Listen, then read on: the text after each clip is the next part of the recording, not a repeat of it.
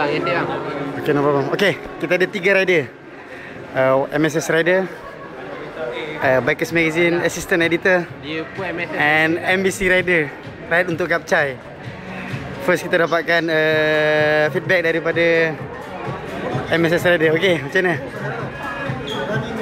CBR 250. motor senang nak handle. Okay. Jadi lepas tu tak puas pasal je lah. Tak puas pasal dia, pasal tu upset kan. Tu dapat stok pun dalam 156. Tapi tak tahu tadi abang ni dapat 159 dah. Okay, thank you. Interview, komen. Calling from Muhammad Berapa round? 5 round ni? Muhammad Azli. Berapa boleh dapat? Muhammad Azli. Top speed. Okey, top speed CBR ni yang dapat kita clock hari ni 159. Tapi ada yang kata dapat lebih. Itu rider profesional MotoGP punya rider lah. Okay. Overall kalau bawa tahun tadi masa keluar pit, enjin ada agak malas pada bawah 3000 rpm. Tapi lepas tu memang macam enjin racing lah, sampai ke 10,000 rpm 500. Okay, thank you. Mal, aku suruh kau test top speed. Berapa? Sikit. Assalamualaikum dan selamat sejahtera. Boy. Okey, top speed lah saya dapat 155. 155. Itu yang awal-awal tu. Lepas tu yang 2 lap akhir tu tak tengok meter. Rasa lagi sikit lah kot. 155. Pomen kata 159.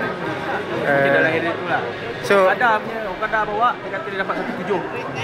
Tapi tu experience dia lah, speed rider kan. Dia carry speed laju sikit kat last corner. Logik lah 17. Kalau highway panjang lagi dapat. Senang bawa. Okay, one more time. Naik atas sekejap dia dah biasa. Satu lap, 2 lap tu dah rasa macam dah lama bawa. Yazid. Senang bawa. Yeah. Layar yang ada kat dia Three, untuk rengam-rengam macam ni dah cukup lah. Boleh juga. Okay. do you think motor ni sesuai tak kalau kita nak buat MSS racing? For kids below 16 tahun? Sesuai. 16 kita susah sebab naik ke asal dewasa pun naik ada jengkit sikit. Tapi power dia tu cukup lah, tak banyak sangat. Jadi selamat juga untuk umur 16 Ni motor orang ni. Dia tak boleh campur dengan motor lain lah. Sebab dia macam dia Tak cukup strong eh?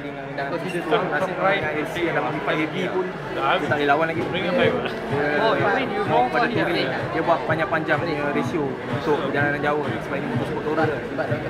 Tapi tak tahulah kalau Honda keluar kit dia buat racing ke mungkin sesuai. Dia kena test tengok kan tu. Macam ni? Awak rasa kena upgrade enjin? Cukup tak power dia kalau untuk buat racing MSS?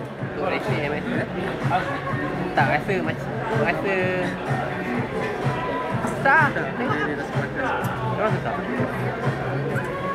Kalau nak buat race, kalau ikutkan dengan kelajuan rider-rider MSS sekarang, memang tak cukup lah. Susah nak tu. Definitely. Takut dia orang lari ke kit. Kit memang nampak nyata lagi power lah. Tapi rasanya kalau dapat ECU dia mungkin dapat. Dia kena masuk. Thank you. Next abang ni abang ni nak buat make race lah. Semua sama. Pamer race semua sama boleh